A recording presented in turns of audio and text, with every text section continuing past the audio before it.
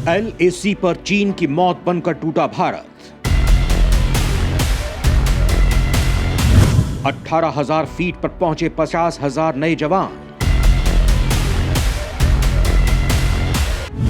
अत्याधुनिक ड्रोन और रॉकेट की रातों रात तैनाती।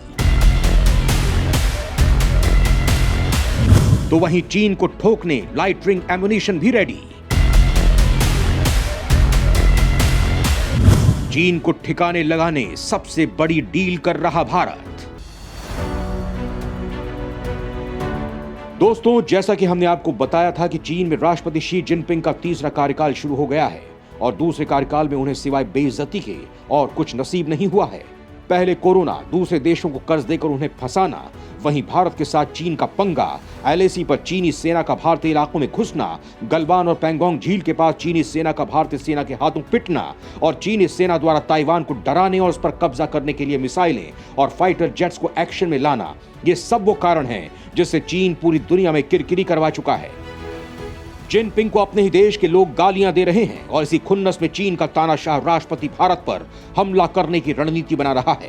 भारतीय सुरक्षा एजेंसियों को इस बात के पुख्ता सबूत मिले हैं कि चीनी सेना पूर्वी लद्दाख और अरुणाचल प्रदेश के पूर्ववर्ती इलाकों पर कब्जा करने के लिए बहुत बड़ी रणनीति तैयार कर रहा है। अपने ही देश के लोगों की सहानुभूति हासिल करने के लिए शी जिनपिंग भारत के साथ गलवान जैसी तीसरी घटना को अंजाम देने की कोशिश कर रहा है। ऐसी खबरें आ रही हैं कि चीन लगातार कई घातक मिसाइलें, हथियारों और फाइटर जेट्स की फौज को सीमा पर तैनात करता रहा है और इसी के चलते अब भारत चीन को ठोकने के लिए 18,000 फीट की ऊंचाई से चीन पर तबाही बरसाने के लिए तैयार हो चुका है और भारतीय सेना के हजारों नए सैनिक रातों रात तैनात किए जा रहे हैं।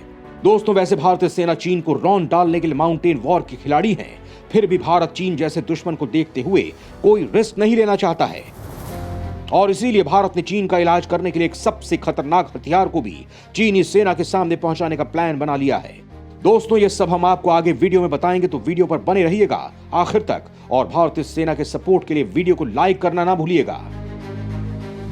भारतीय सेना ला रही है चीन के मौत का सामान, वहीं 50,000 नए जवान पहुंचे LAC पर। दोस्तों, चीन के सामने भारत का कौन सा सबसे खतरनाक खिलाड़ी मैदान में उतर चुका है, यह बताने से पहले हम आपको कुछ और बताते हैं। दरअसल चीन की हरकतों को लेकर भारतीय सेना को अलर्ट किया जा रहा है। भारतीय सेना ने चीनी सेना को जवाब देने के लिए तमाम तरह के प्रयास शुरू कर दिए हैं। भारतीय सेना सर्दियों को देखते हुए लद्दाख के LAC क्षेत्र में 50,000 और जवानों की तैनात कर रही है, यानी अब सीमा पर भारतीय जवानों की संख्या 1 लाख तक पहुंच चुकी है। इससे आप समझ सकते हैं कि स्थिति कितनी भयंकर तरीके से खराब हो चुकी है यहां पर। इसको देखते हुए भारतीय सेना की ओर से की जा रही तैयारियों में 18,000 फीट की ऊंचाई पर जवानों के रहने के लिए मजबूत और सुविधाजनक आश्रय स्थल भी तैयार किए जा रहे हैं। इनमें रिजर्व सैनिक भी ठहराए जाएंगे। जंग के लिए सभी तैयार रहेंगे। इसके साथ ही टैंक, तोपों और अन्य हथियारों को रखने के लिए बेहतर जगहें बनाई जा रही हैं। सेना गोला बारूद रखने के लिए जमीन के नीचे भी जगह बना रही है। वहीं वायुसेना के लिए एयरफील्ड, सैनिकों के लिए पक्की और नई सड़कें, पुल और सुरंगें भी बनाई जा रही हैं ताकि इस दूरस्थ इलाके तक आसानी से पहुंचा जा सके। सेना की ओर से इस इलाके में सर्दी को देखते हुए भी सैनिकों के लिए खास इंतजाम किए जा रहे हैं। साथ ही वहां मौजूद हथियार और रक्षा उपकरणों को बेहतर ढंग से रखने के मामले में भी काम हो रहा है। LAC तक पहुंचने वाले रास्तों को भी दुरुस्त किया गया है ताकि जरूरत पड़ने पर किसी परेशानी का सामना न करना पड़े। सिर्फ लद्दाख में ही ऐसे इंतजाम नहीं किए जा रहे हैं दोस्तों, बल्कि अरुणाचल प्रदेश और उत्तराखंड के सीमावर्ती इलाकों में भी ऐसा ही किया जा रहा है। दोस्तों, सैटेलाइट तस्वीरों से पता चल चुका है कि उसने सीमा के पास कई निर्माण किए हैं। सेना की ओर से इन इलाकों में ड्रोन भी इस्तेमाल किए जाने लगे हैं ताकि चीन की हरकतों पर आसमान से नजर रखी जा सके। इसके साथ ही लंबी दूरी तक मार करने वाले रॉकेट और बेहतर वाहन भी वहां तैनात किए गए हैं। इन सब को देखते हुए भारतीय सेना लद्दाख में पूरी तरह से मुस्तैद है। सेना के पास artillery gun, swarm drone system जैसे हथियार हैं जो भारत के दुश्मनों को करारा जवाब देने का काम करेंगी। यही नहीं, लंबी दूरी के रॉकेट, दूर से संचालित हवाई प्रणाली और उच्च तकनीक के वाहन सेना के पास हैं। चीनी सेना के साथ हमारे 30 महीने से गतिरोध जारी है। सेना के एक अधिकारी ने इस संबंध में जानकारी दी है कि लंबी दूरी के रॉकेट, दूर से संचालित एयर सिस्टम और उच्च गतिशीलता वाले सुरक्षित वाहनों के साथ पहाड़ों में युद्ध करने के लिए हल्के टैंकों का डेवलपमेंट करने का काम जारी है। चीन के खिलाफ भारत का सबसे बड़ा कदम, चीन की मौत, लाइट रिंग एम्युनिशन भी है तैयार। दोस्तों, इनके अलावा जो सबसे घातक हथियार भारत ने चीन के लिए तैनात करने का फैसला किया है वो है लाइटरिंग एमुनिशन। दरअसल भारतीय सेना अपनी मारक क्षमता बढ़ाने के लिए नई तकनीकों और नए हथियारों को तेजी से अपना रही है। इस कड़ी में आर्मी अब लाइटरिंग एमुनिशन भी खरीद रही है। लाइटरिंग एमुनिशन यानी बारूद भरा ऐसा गोला जो कुछ वक्त तक हवा में रहते हुए दुश्मन पर नजर रखेगा। दुश्मन जैसे ही इसकी रेंज में आएगा तो ये उसे तबाह कर देगा। इसीलिए इसे आत्मघाती ड्रोन भी कहते हैं। सेना इमरजेंसी खरीद के तहत ऐसे लाइटरिंग एमुनिशन लेने वाली है। यह खरीद भारतीय कंपनियों से होगी और आर्मी के लिए कई कंपनियों से प्रपोजल भी देने को कहा गया है।